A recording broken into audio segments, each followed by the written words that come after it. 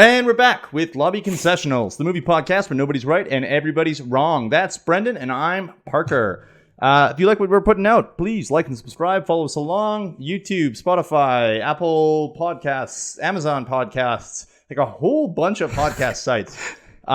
Checked it yesterday. There's like 15 that have us. I didn't even sign up for 15. Wait, we're on 15 things? Yeah. I guess I think they just like pull from our website or pull from Apple or something. But there's like a whole bunch. Check our link tree. I don't even know if I could name 5 things, much as 15. No, and a lot of them have bad names too. Anyway, if you happen to be like a Podbox guy, sorry that we've called you out now.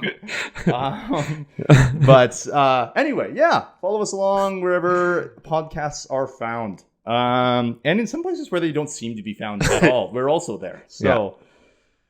Yeah. Brandon. Yeah. How do you feel about anime, buddy? Like as a generality? Sort of, yeah, generality. Or I guess beyond what. Or sorry, give me how you feel. But also, what sort of anime have you watched? What's? I like anime quite a bit. I wouldn't say. I wouldn't say it's a driving force in my watching habits or routine or anything like that. I used to enjoy it a lot when I was younger. And younger, I mean like maybe 15 years, 20 years ago. Oh, okay. Yeah, okay, in my teens, early 20s kind of a thing when it popped off a little bit.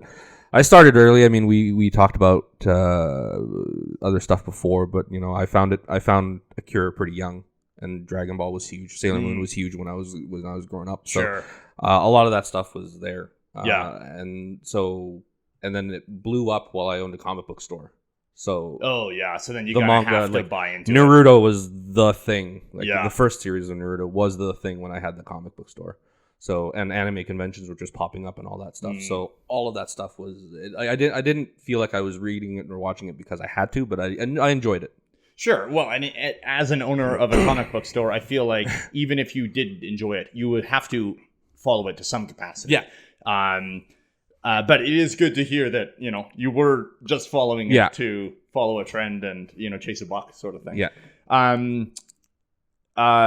Any shows in particular stand out? Sorry, you mentioned Dragon Ball, you mentioned Sailor Moon. Like in terms of your favorites or any movies or, I like a lot of weird stuff. Okay, sure. Obviously I think everybody loves the Miyazaki stuff. The Studio Ghibli stuff. But my favorite animes, I have 2. One is a sports one, and it's called Prince of Tennis, and it's just a tennis-based anime about a high school tennis team, and they all have superpowers. Okay. It's absolutely ridiculous.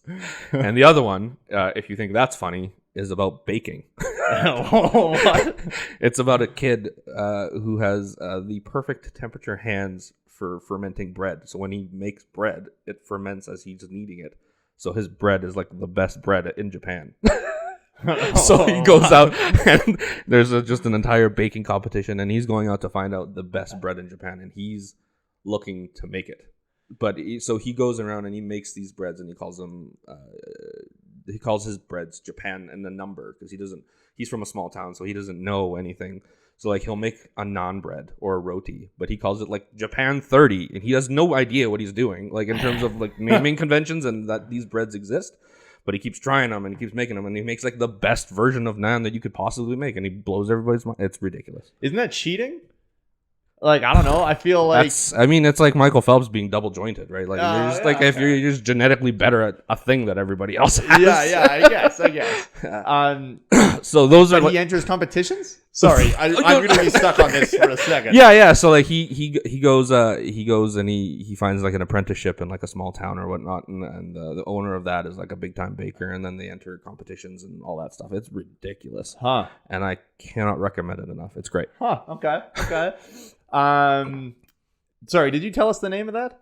It's called Yakatati Japan. Yakatati? Yeah. Okay. Interesting.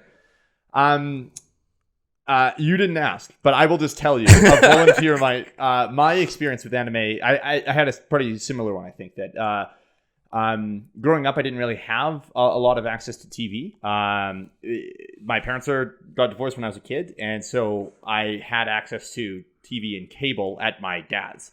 And we had a TV at my mom's, but we didn't have cable for a lot of years. Sure. So when I was at my dad's, which was less often, we would be able to watch TV. So I watched whatever was on YTV at the time. So, I remember watching Pokemon. I remember watching Dragon Ball, or I think it was Dragon Ball Z, not Dragon Ball. Yeah. I remember watching Sailor Moon, and I don't know if I associated any of that with anime at the time. I associated it with cartoons. So it wasn't any different. And in my experience, because I wasn't at my, we did some evenings and some weekends at my dad's. So it was like Tuesdays and Thursdays. And give me a guess on how many TV shows released new episodes on Tuesday and Thursday evenings. Well, I mean, few. So it was never enough that we could follow a story. Sure. So we would watch episodes essentially out of order all the time. Oh, I watched Yu-Gi-Oh too. Got into that card game too. Yeah, that makes sense. So anyway, I had some experience with it as a kid. And then my brothers have really bought into it. They love it. And I had a harder time connecting with it, I found. And as I got older, I connected with, there was a couple series that I truly tried with. So I watched Death Note. Yeah. I think basically all the way through, not all the way through. I got through probably, I think 3 seasons of it, and I couldn't tell you exactly. But spoilers for Death Note. It's a pretty big spoiler, yeah. I already know what you're going to do. Yeah. So, fair warning. As soon as L dies, then that's basically where I stopped. And my understanding is the show kind of tanks a little bit after that. Yeah, that's the general consensus is you watch to that and then you're good to go. Yeah. You're good. So I did enjoy that a lot. Yeah. But aside from Death Note, I had a really hard time connecting to anime. I've always had a hard time connecting to the storytelling. I find I don't connect to the characters. And so we had just recently watched Akira. Yeah. I did. And we had just recently talked about it. Yeah. And it got me thinking about why some of the most revered films in this, I don't know if I'd necessarily call it a genre, but we'll call it a style of storytelling. Yeah, absolutely. Yeah. In this style, I still have a hard time connecting with. And I started wondering about, frankly, is there something wrong with me? Is this a Parker problem? Yeah. And so I guess partially to start off some of the discussion, how have you ever had issues with connecting to shows, movies in an anime style? In anime, yeah. I mean, at the end of the day, anime as itself is such a wide and varied thing. Like I said, my 2 favorite ones were a sports one and a baking one. Yeah. Right, Totally. but the different styles too, between shonen and shoujo. So shonen is usually catered toward males, younger males. So that's the actions. That's Naruto, that's Dragon Ball, and all that stuff. And then and then there's shoujo, which is geared towards females. Okay. So there's a lot of romance, a lot of that kind of stuff, which I enjoy too. But they do make a distinction. So it's not an all encompassing thing. Sure. When you're doing anime specifically, cinematically, I've struggled with some of it in terms of long drawn out stories and stuff like that. So we talked about Akira. I love Akira. Yeah, and I like the Ghibli films I mentioned earlier. But there's stuff that is revered that I struggle with. I forgot what it was. Princess Kaguya. It was a. I don't remember if it was a Ghibli specifically. Okay. But it's long. It's gorgeous, which they all are. Sure. But it's long and drawn out, and I like it, but I struggle to keep up with it. Oh, okay. So there are those things that happen. I think just in any kind of movie genre or anything like that. Specifically, struggle with anime. I think there is. I think when growing up again, the 2 that were coming out when I was in high school, it was Gundam Wing and it was Evangelion. Oh, okay. Right. Both have giant robots. Both have a lot of weird brooding dudes and drama and stuff like that. And honestly, I struggle with Evangelion. It's so slow and drawn out. Whereas with Gundam Wing, it's a little bit more upbeat. It's a little bit faster paced. It's all that stuff. So there are times when even when they're similar, I struggle with the differences. Yeah. And I think that it's worth noting that that I don't have an issue with the anime style as a thing. Yeah. And it's really hard to paint it all with the same brush, right? Like, you know, if I didn't like detective movies, I wasn't going to enjoy a detective anime. Like, obviously, there's going to be genre differences within that style. Yeah. And it's worth noting those things. And on top of that, beyond even just genre differences, there's going to be quality differences. Yeah. And there's plenty of revered films that I am not a huge fan of, Absolutely. that I personally don't really enjoy. So, you know, that's definitely not me.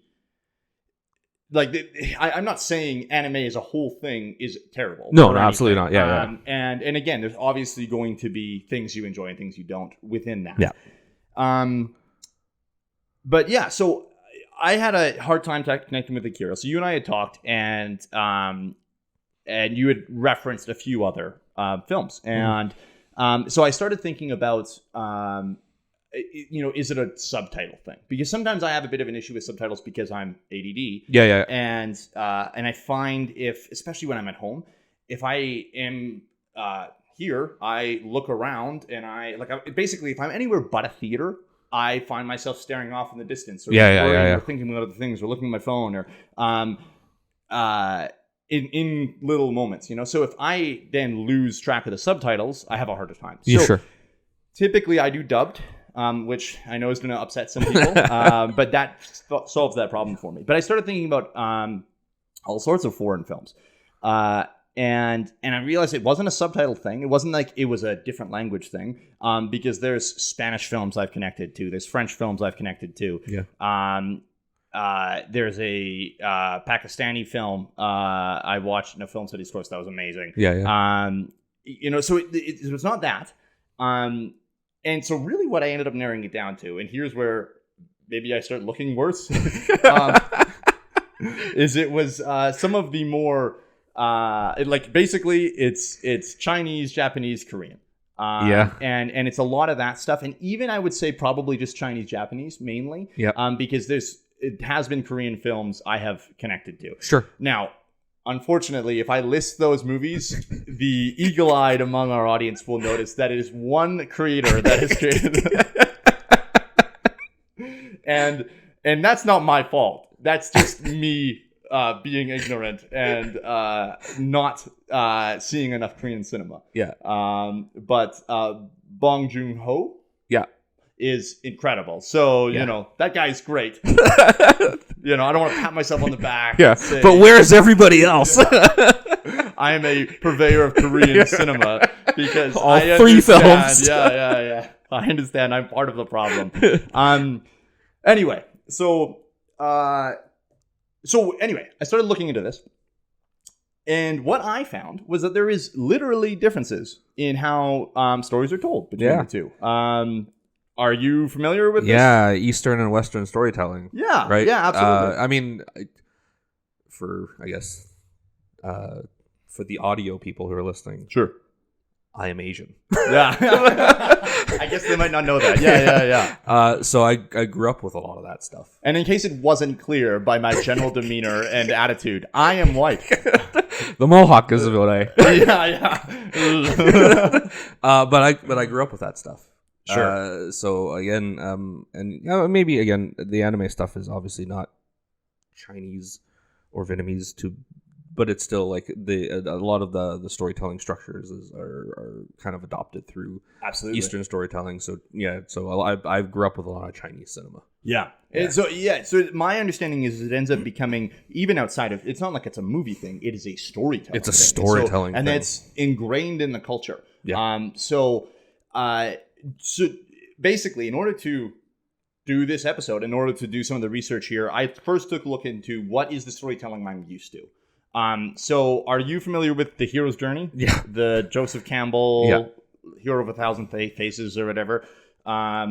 So for those that don't know, it's a storytelling structure that you will see everywhere. As soon as you hear about this and kind of get the general idea, you'll see it in everything. Dan Harmon, creator of, or co-creator of Rick and Morty, creative Community, and the host of the podcast Harmontown, I believe, is famously uses this. So in every episode of Rick and Morty and every episode of Community, the whole thing is built around a hero's journey structure. Yeah. And so the basic thing is that we start in an ordinary world, with our ordinary characters. Yeah.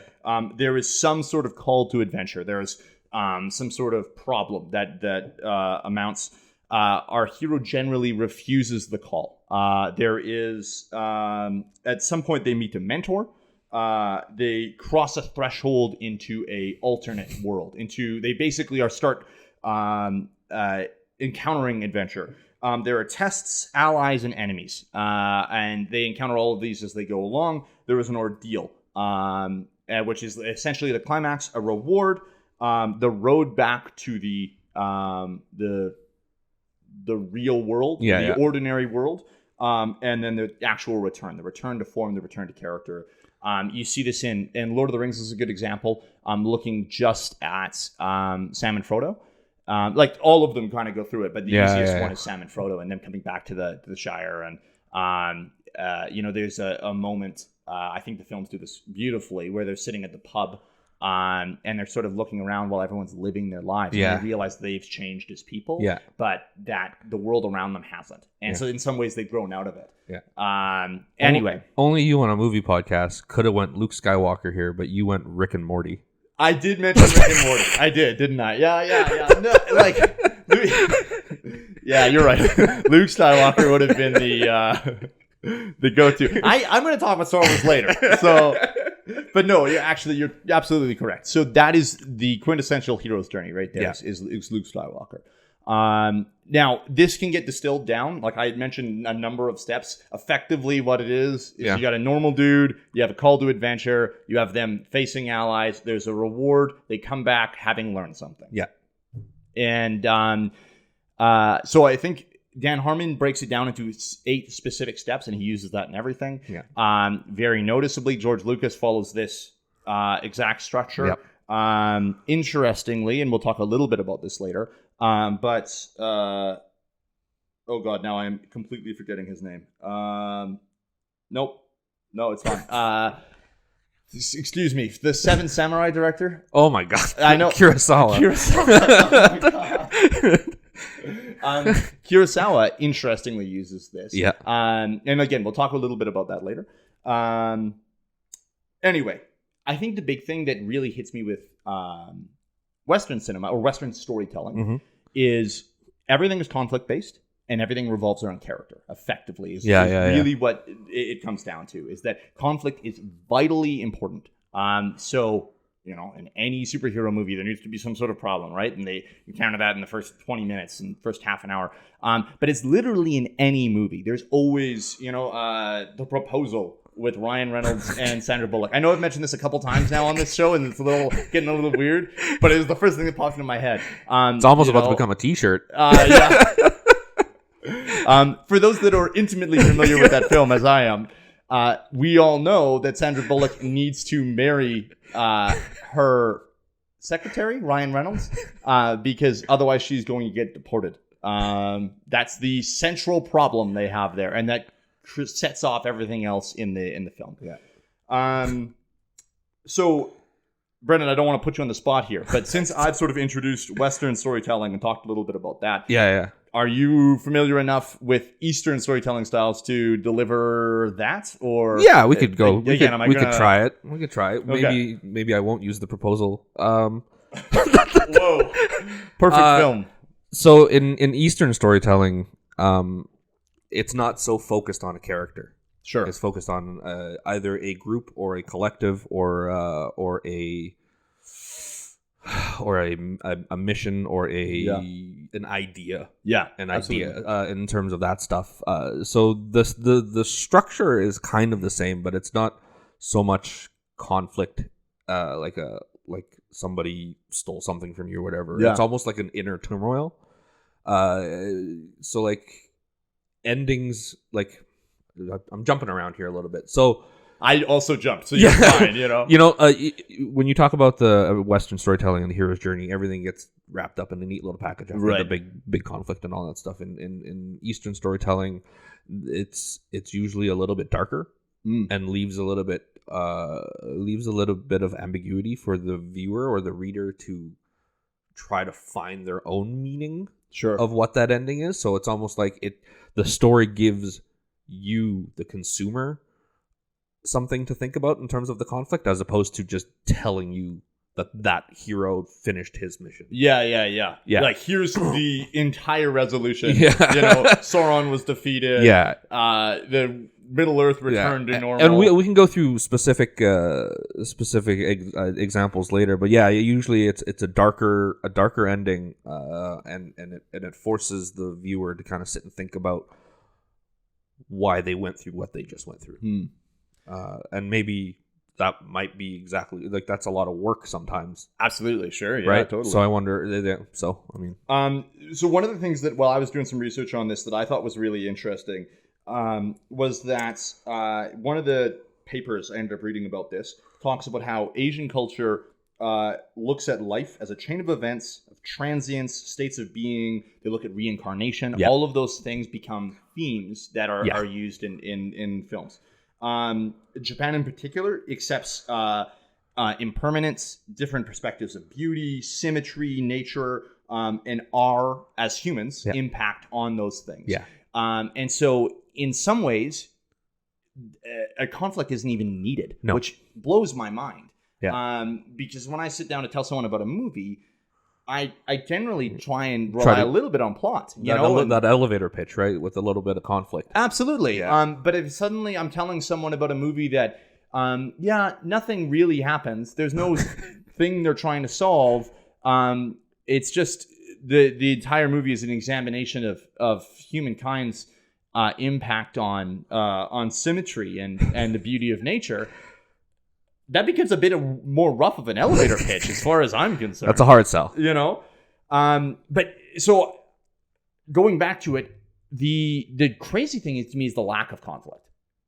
Because in every story, basically, I've ever heard or enjoyed or followed, there is conflict. There needs to be conflict. And so it is mind-blowing to me that there is a whole chunk of the world that literally looks at stories completely separate from that. They remove that, what I consider to be a vital ingredient. Yeah. And they just went, no, we're fine, And it's weird. It's just like, it's not like conflict isn't there, but the conflict is different. Whether Absolutely. It's internal or it's bureaucratic. Yeah. Or if it's whatever, but it isn't a bad guy doing bad things that needs to be stopped. And I think that's really hard to wrap your head around sometimes. Again, like you just said, right? So we're going to watch a 2.5-hour movie where there's no villain. Yeah. Or no, like, specific villain. It's sort of a shadowy government or and so that blows my mind. And so for those that are familiar with, like, cultural differences in general, not specifically storytelling, but Japanese and Chinese culture in particular is collectivist. So there is much more of a the greater good sort of thing. Whatever benefits the most amount of people is the best thing. While in Western culture, it's far more individualistic. Yeah. That if, someone shoves everyone else down in order to get ahead, then that's fine. And that's life. And that's the way things go, And like, there's lots of examples. Look at, like, Jeff Bezos. That guy is basically grown to success off of the suffering of other people, So I find that really interesting, and it makes sense that there's that those differences in storytelling then, because culturally there is those differences. Yeah. I should have noted this earlier, but I do want to make really quick. Neither of us are experts on either of these things. So there, on some level, there is going to be a painting a lot of things or a lot of people with the same brush. Yeah. So I don't mean to say, every Japanese person feels this way, or this is how all Japanese people think. Yeah. It's just our experience. Yeah. Well, and it is generally true for the culture. Yeah. So I am not an expert on this, but I did look up things written by experts and found research by experts. So there is some facts here that are going to seem a little stranger, As is the case with this show all the time, right? Yeah. Oh, absolutely. Absolutely. So The other thing I found really interesting, and I'm going to talk about a little bit about Kira here, is really because of that individualistic versus selectivist, there ends up being far less of a focus on individual characters. So I left Akira and realized that I had almost no idea about who that main character was. Yeah. First of all, I literally can't remember his name right now. But that's not even the point. Like I can't remember lots of people's names lots of time. I honestly think halfway through the show, I forget who you are most of the time. So, luckily I can roll with it though. So we haven't had a problem yet. Yeah. But the fact that by the end of that, the only thing we know about the lead character is that he has a cool bike and he's in a biker gang. Yep. And that's basically it. I remember being kind of surprised that like they described it as a biker gang, but I'm like, but are they bad? You know, like are they actively criminals, or is this just sort of accepted as a part of society for people to survive in this time? Like, sure. I literally just couldn't connect to who they were as people. And you need that defined for you, like specifically, Absolutely, right? yeah. Where I think in Eastern storytelling you do have good and evil, but there are lots of shades of gray. Yeah, lots of shades of gray. Again, where I think they're making the viewer work for it. Mm-hmm. You know. Well, and I'm okay with shades of gray, but on some level, I want to kind of know where I stand with this person. So the fact that in Akira you never really get an idea of like he does some nice things, he helps some people, but I don't like how does society view him?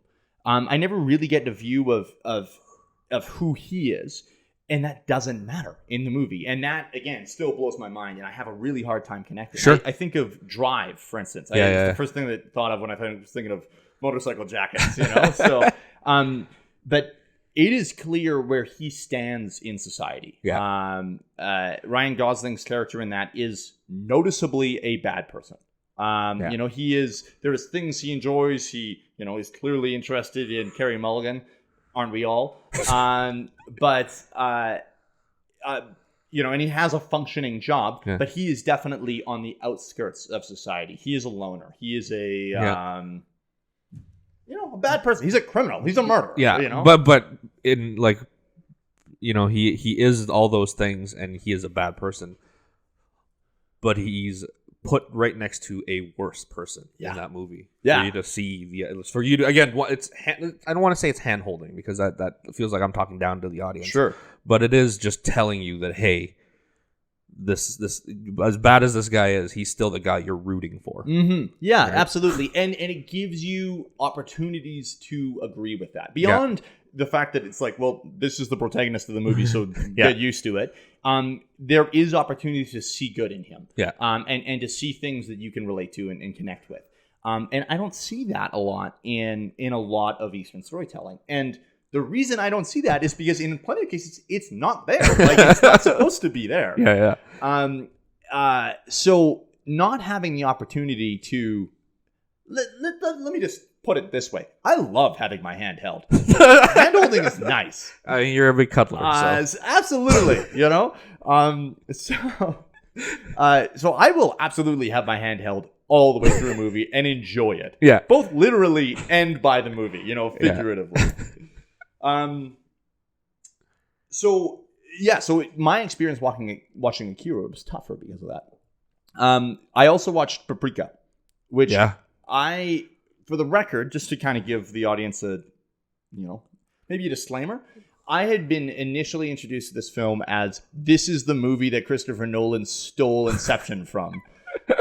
Which is not a good way of introducing that film. There is definitely similarities, and I've seen, you know, certain juxtapositions of here's a bit from Paprika, here's the bit from Inception, and I could see there being an influence in terms of, you know, if Nolan saw that, I think he'd have a hard time. Like if we can prove that he saw Paprika before seeing Inception, we'd have a hard time not seeing that there was. It helped, you know, it pushed it motivated certain scenes, but they are so far from the same movie. Yeah. And it is very noticeably not at all the same. They're just both about dreams, basically. Yeah. And a machine that lets people go into each other's dreams. And that's basically it. Yeah.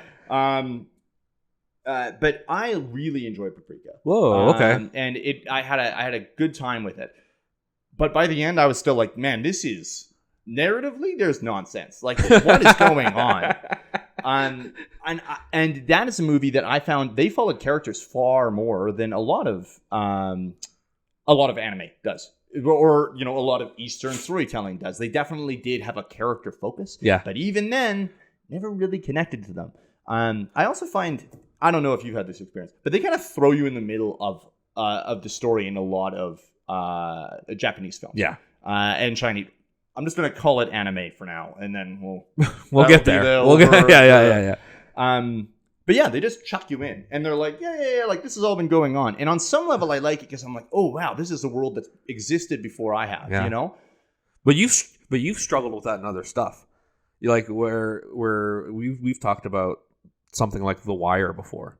Oh yeah. Where they put you in the deep end right away and expect you to know all these terminology and all of these relationships and how it all works, and they never ever go back and tell you anything about it. Yeah, it's all supposed to be figured out by context. Yeah, and I think with The Wire, I got it generally. Sure, but it was still a hard thing. Oh yeah, I was overwhelmed. Those first couple episodes, I was like, man, I don't know if I can do this.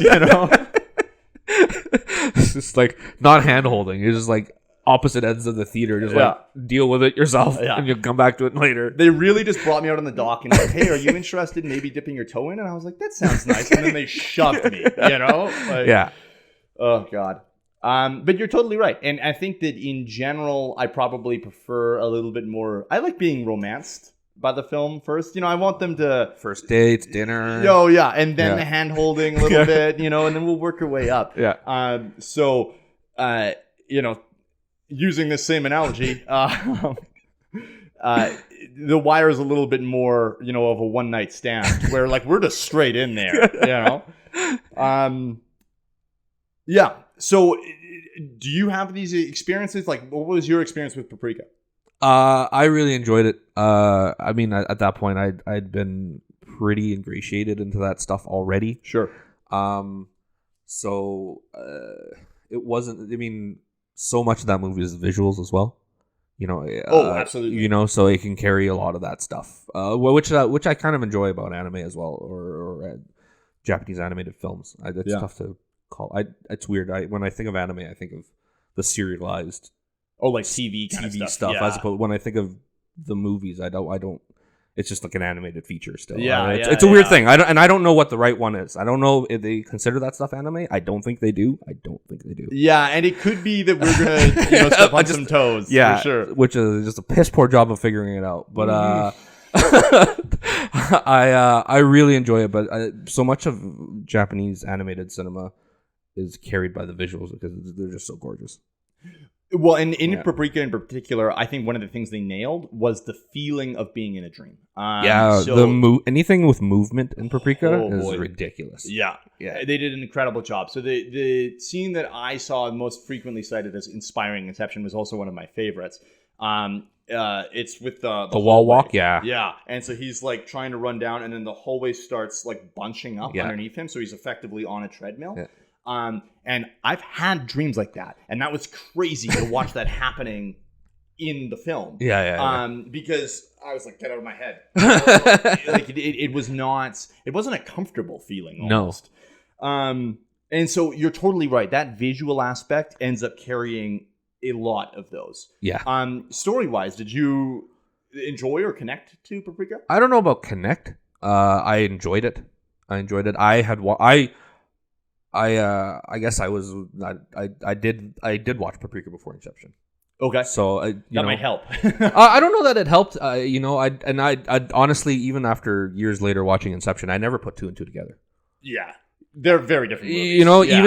Even with the hallway scene and the Gordon-Levitt scene in the hallway, like I didn't even draw parallels, and maybe it was because I was years removed from it and whatnot. But I didn't. It never crossed my mind that they were. One influenced the other. Sure. So I enjoyed it as its own thing. Yeah. And I really enjoyed it as its own thing. It's easily one of the better Japanese animated films. Yeah. But again, still by the end, I was like, okay, well, I think one of the craziest things, or a weird thing for me, is and there's a lot of movies that I end, or by the end of it, I'm like, if every one of those characters died, I wouldn't care. Yeah. And that has historically marked a bad movie to me, where, if I truly don't care if they no longer existed, what was the point? Almost? Yeah. But I find there's a lot of that in, like, Paprika, for instance. It did not bother me if they had died, like, not at all. I enjoyed the watch, but Well, I mean, I think that's an actual, like, in older stuff, there is a tendency in Eastern storytelling to just start offing people in the middle of the story. Yeah. That was clear. Yeah, so it isn't about a personal connection. It is about making the audience work for it. I don't know if we're ready to move on in terms of comparisons, but when I think about an easy one for me is The Departed and Infernal Affairs. Oh, sure, yeah. And the differences between, like, and we can start talking about remakes from Asian cinema. Like, when I think of the differences, and I like both movies, I love both movies. But the differences in the two of them are the characters. So, like, when I think of Matt Damon's character in The Departed, sure, he's an asshole from the beginning of that movie, and he's an asshole by the time the movie ends. Yep. There's no in between. He doesn't have an arc. He doesn't have an arc. In Infernal Affairs, you literally every 5 minutes, every time Andy Lau is on the screen, you are wondering if he's going to flip. And it's constant. And it's not so much about the character as it is so much about the thought of again, the shades of gray, good and evil, making you think about it throughout the whole movie. Sure. So by the time halfway through the movie, or 3/4 of the movie, you're rooting for both guys. Yeah. As you just want everybody to work out. In The Departed, that doesn't exist. There's a very clear, that guy's the dick. That guy's struggling to be a good guy. Yeah. Deal with it. And there is definitely still shades of gray in that. Like, DiCaprio's character deals with, a sense of right and wrong. Like, clearly he's just trying to survive, but at the same time, he's not someone that wants to do the things he's doing either. So there is definitely some elements of struggling with the morality of being undercover. Yeah. So and struggling with having to do evil things for the sake of good. Yeah. But you're right, it is far more black and white in terms of these are the guys you're rooting for,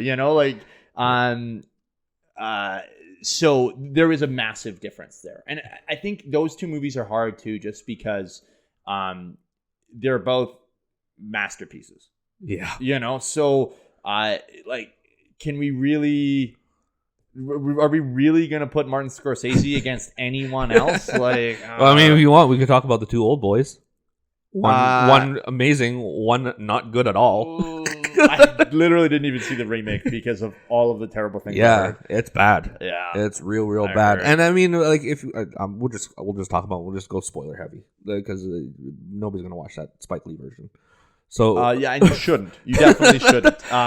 But yeah, spoilers for Old Boy. Great movie, though. So honestly, if you do want to watch it, pause the movie, go watch it right now, or pause a podcast, go watch it right now, come back and listen to the rest of the podcast. Yeah.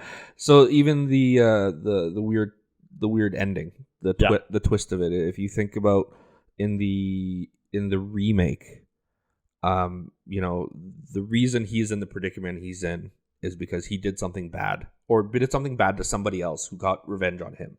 So basically, he ratted out the bad guy's dad and daughter for having an ancestral relationship. Oh, okay. That spread around the school, and then the dad basically murdered the sister and himself, and so that's why the brother is doing what he's doing. And there's a moment. There's no moment of like reflection on Josh Brolin's character. There's no way he does. I don't think he apologizes or anything like that.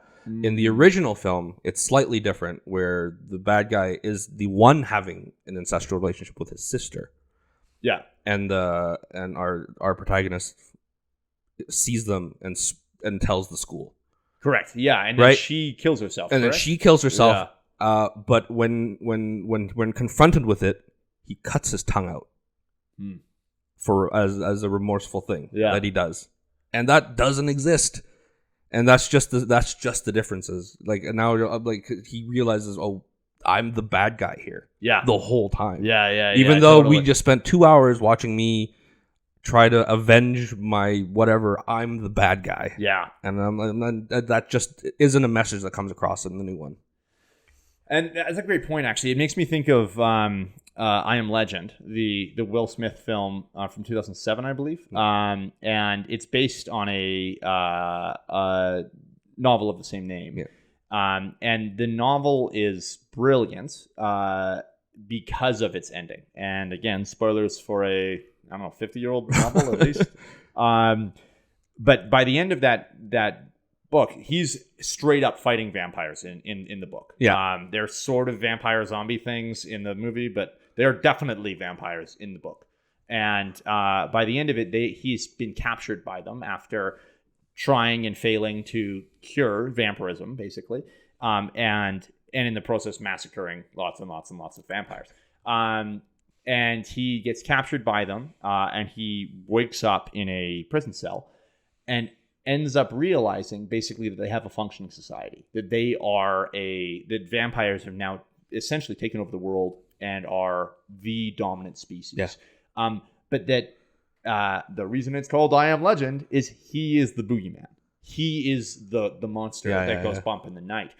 He's the one. He's become what we look at vampires as. You know? And what I always thought was cowardly is the fact that the movie shies away from that. So there was that ending, or a similar ending, was shot at one point. And they decided not to do it. And they decided for a far more normal or Hollywoodized, I guess, ending of he escapes, his safe house. He goes to another settlement of humans. Sure. With the cure and everything. Like, the implication is that they're going to be able to cure everyone and everything's going to go back to normal. So it actually brings up one of the potential issues with Western storytelling, in particular, American and Hollywood storytelling. Sure. Is that they don't like non-happy endings. No. So not it at is definitely something that the good guy has to win, or not always. And that's not always the case. Sometimes the good guy loses or dies or whatever. But in most cases, there has to be some sort of happy ending. There has to be, good has to triumph over evil.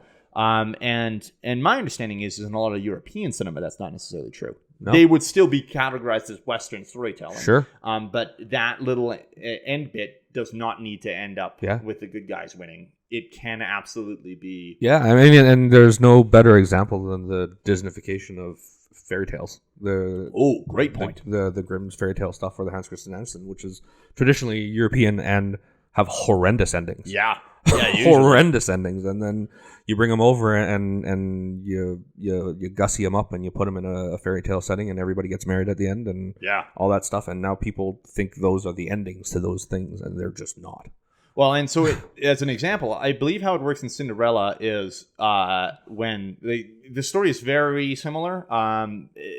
When the prince is coming around town with the glass slipper, though, the wicked stepsisters literally chop off portions of their feet foot to foot to try and fit it. Yeah. So that's horrifying. But theoretically, that's still like a fairy tale ending a little bit, because those are the bad people. Yeah. But I believe how it is in the original story is Cinderella is in immense pain while wearing these things. Yeah. And then just is wearing them for the rest of her life. So she lives with the prince, but is just always, dying. Yeah. Basically. And just in pain. So that's rough. Like, is that better? I don't even know. No. I think Little Mermaid turns into like sea foam at the end. Oh, yeah. She tries to sacrifice sacrifices herself for the boy, and then he runs off with someone else, I think. And she turns into sea foam. Yeah. And dies at the end. Ugh. Give me that director's cut. That's terrifying. Maybe in the live action version they're going to do that. I hope not. So now that we're talking about comparisons and stuff, I think that we should go back to Kurosawa. Yeah, let's do it. Because I and again, I'm going to lose credibility. The more I talk on this podcast, I sound like more and more like an idiot. But I watched Seven Samurai for the first time. Sure. Not too long ago. And so famously, Seven Samurai is, every director's favorite movie. George Lucas used a whole lot of Kurosawa stuff and inspired a lot of Star Wars. Yeah. And so, first of all, like we mentioned earlier, Kurosawa is interesting because he does use more Western storytelling techniques. Yes. You do find out more, and you identify with those characters, with the samurai, as individuals. They do end up having personalities that in a lot of Japanese films, or in a lot of Japanese storytelling, individuals don't. Yeah. And interestingly, it inspires that storytelling. Structure inspires a lot of Hollywood storytelling from there. Yeah. And it's famously remade into The Magnificent Seven. I think it's only a decade later. It might be 15 years though. And so I'm assuming you've seen both. Yes. Okay. Again, bye credibility. I enjoyed The Magnificent Seven more. Because you're an idiot. Yeah. No, I just... I get it. Let me just defend myself really quick. I think the biggest thing is I really did like Seven Samurai quite a lot. It was a great movie. I loved the different samurai characters. I loved the fact that we got a wide variety of them. We got like someone that's a little bit more noble and a little more I think what people would picture as the classic. Like a stereotype almost of a samurai, and then we get a drunken buffoon running around, and I love that they all kind of come together. I love that there's that they are very human. That I was kind of worried that maybe they'd be portrayed as the saviors of this village, and that would be kind of it. But they also screw things up a lot. And I loved that, and there was a lot of character in there. There was a lot of heart. But I think a lot of what it came down to is the fact is Seven Samurai is 3.5 hours long. And Magnificent Seven is 2 hours, and they tell the same story. So it was just way... You're a big Chris Pratt guy, too. For context, I watched the original Seven Samurai, not the 2017... I think it's a Netflix remake? No, it was in theaters. Was it theaters? Yeah, it was theatrical. Okay. The original is what I watched. But I did really enjoy it. The other big thing that I one of the bigger changes I noticed was the fact that each of the gunslingers in Magnificent Seven gets sort of their own introduction. Each of them has a little I can't think of another word other than meet cute, but it's not a meet cute. But they have their moments, their suit up sequence. Basically, yeah. There's a chance for the audience to be like, "Oh, this guy's badass." Yeah. And I loved that. I loved that it was a quick introduction. It gave us a chance to see what each one was good at and get the various personalities. And Steve McQueen, man, Steve McQueen. Yeah, I mean, I think the Hollywoodification of Seven Samurai is because you do have other stars, so you do have to showcase. It's not just a Yul Brynner movie. It's a Steve McQueen movie. It's a Charles Bronson movie. Totally. It's a James Coburn movie. So you have to those guys are gonna fight for a little bit of screen time. Whereas Seven Samurai, it's just it's just Toshiro Mifune and the other six. And they might be and I don't know. I mean, I love that movie and Kurosawa stuff, but Mifune is the star.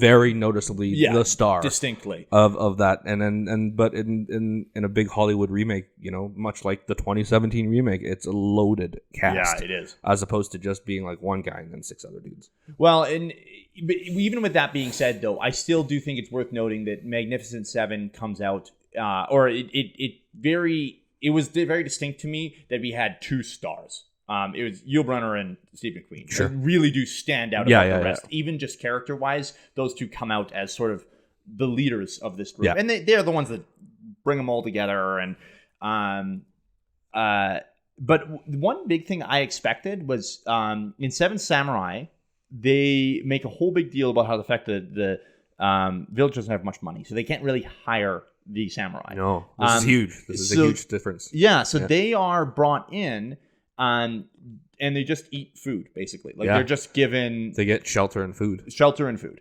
While in Magnificent Seven, they are hired. However, I remember I had read about this difference. What I found interesting is they are not hired for much at all. Like, no. They basically get... Like, the wage is effectively like me handing a movie pass to, someone at the end of 8 hours of labor. Like, yeah, it was something. But, you know what it is? It's me asking my buddies to help me move. Yeah. And so, you get pizza and beer. Yeah. And then, if you walk away with a movie pass at the end of it, sure. Like, it's not nothing. Yeah. But it definitely didn't pay for you having to lug around my mattress. Yeah. So... I really expected it to be like a very noticeable, these guys are mercenaries, but they were doing this really out of the goodness of their hearts. Yeah. They weren't doing it for the money. Yeah. But yeah, I found that distinction interesting as well. But so much of it came down to the fact that I'm like, I don't know if Seven Samurai needed 3.5 hours to tell the story. Now, in fairness to Seven Samurai, it was a different time. And the other thing is that movie is built with an intermission. Yeah. So it was always designed to be watched for just about 2 hours. You take a break, Come back. Yeah. You go and you make yourself a sandwich, and then you go back and you watch the rest of the film. Yeah. While Magnificent Seven, like, there was, like I said, 10 or 15 years between the two, so it did mark a change a little bit in Hollywood, where movies were shortening times. Yeah. So it is worth acknowledging that might not be a product of Kurosawa's decision making, and more a product of that's how films were made at the time. Right. So, yeah. Anyway, I guess really what my point here is what this all comes down to, is even in a film where, like Seven Samurai, where we're talking about Western storytelling, where it's a Japanese film that follows Western storytelling tropes, I still had a harder time connecting. Yeah, because you can follow the structure all you want, right? Yep. But at the end of the day, if that small difference, right? It's still for a concept and an idea. They're doing it for the good of a group. Yep. And regardless of how much they got paid, they're still doing it. It's an individual. It's still for the individual. Yeah. In Magnificent Seven. Oh yeah, absolutely. Right? And so those people are definitely there for their own gain, Like, yeah. And partially that's a gunslinger thing, and it's like, oh, I don't care about anybody. Yeah. But like, they aren't. Like, they're doing it out of the goodness of their hearts, but if some of those villagers died, they don't care at all, I'll quickly just to do a really, really, I think, an important distinction are the difference between the Japanese Godzilla films and the American Godzilla films. This is a good, interesting point, yeah. Right, like when Godzilla debuts in '54 in Japan, he's a cautionary tale of a nuclear holocaust. Mm-hmm. Yep. In Japan. And I don't know that he's ever been portrayed as that in the American versions. And if it is, it's very loose. Yeah. But it is focused on him, Godzilla's hero journey, which is ridiculous. And I love those movies. Don't get me wrong, but at the end of the day, that's not what he was created for or anything like that. So when we talk about even I'm like, and here's a really good example of a movie I disconnected with. Oh, sure. And people loved was Shin Godzilla. It was a big deal in 2016, 2017. Yeah, I think it was. Yeah. And everybody was like, "Oh, that's the return of the Japanese Godzilla, and it's great and stuff like that." And I struggled with it because at the end of the day, number one, he's barely in it, and it's a movie about Japanese bureaucracy and the politics and the government, and I don't know anything about that stuff, man. Yeah, totally. So at the end of the day, I'm watching a movie that's 3 hours long about how a Japanese government works, and I'm like, where's Godzilla? Yeah, totally. So that's a really good example of that weird Eastern storytelling that does take me out of it sometimes because it is so heavily that. Well, and I think that the Shin Godzilla point is very interesting just because it came 2 or 3 years after we had got a new westernized Godzilla. So again, where it was about the monster and he's the good guy and it's about him fighting other monsters, and like the nuclear disarmament thing is sort of in there. Like, there's definitely like a bit of a theme of it, but it is. It's probably pulled off better on. if there was an actor in it. Yeah. But I find it very interesting that within 3 years we have two polar opposite Godzilla films. Yeah. And it's interesting to hear you didn't connect to it that way. Yeah. Now, granted, you love Godzilla, so I do. if they have a Godzilla movie and they don't have a lot of Godzilla in it, it's always going to be a bad time. It's tough because I actually quite like that American one, the first one. Yeah, sure. And he's barely in it as well. I kind of, Yeah. But I dig the lead up to it, and I dig, I think it's tough when that movie comes out. I quite enjoy it, and the biggest complaint was that there's not enough Godzilla. So subsequently, in the sequels and leading up to it, they just give him to you in the trailers and all that. So I'm like, all right, here, have it. Yeah, here's all of it. That's what you wanted. And I think those movies, I like those movies, but I do think they suffer a little bit for it because the tension's gone. Yeah, I agree. The tension of all that stuff. Like for as much as I complained about the slow parts of Shin Godzilla, when that weird slug, fucking googly-eyed Godzilla finally pops out of the water, I'm like, yeah, there he is. But yeah, it is weird to see the differences. And to hear about the differences from Eastern audiences and Western audiences. Yeah. Yeah. And so I think ultimately what a lot of this comes down to is that, first of all, if you happen to be like me and you have a hard time connecting with Japanese films, animated or otherwise, there is a reason for that. Like, you're not crazy. There is literally differences in how they tell stories. But secondly, I think personally, I find knowing this information helps me because at the very least, I can go in to one of these movies and know what to expect. Yeah. So I'm not going to go into Akira again expecting that. Yeah, like you're going to go into Akira again. Yeah. Fair enough. But I'm not going to expect that it's about Akira. Like it is, but like it's, I'm not going to expect to find out about Akira's motivation or about where is Akira as a person. No, you need to go in and figuring out what Akira means as a whole to society. Yeah. And like if I expect that going in, I'm going to be happier. I'm going to have a better time. Yeah. Yeah. I think that's basically. Effectively, this entire episode is me saying, I'm not crazy, screw you guys. What I got from this episode is that you're bad at storytelling because you're a child of divorce. That's probably the best takeaway. And I can't think of a better way to end the episode, frankly. Do you have any other thoughts? Or no, I'm good. No, that was perfect. Slam dunk. All right. We'll see you guys next week.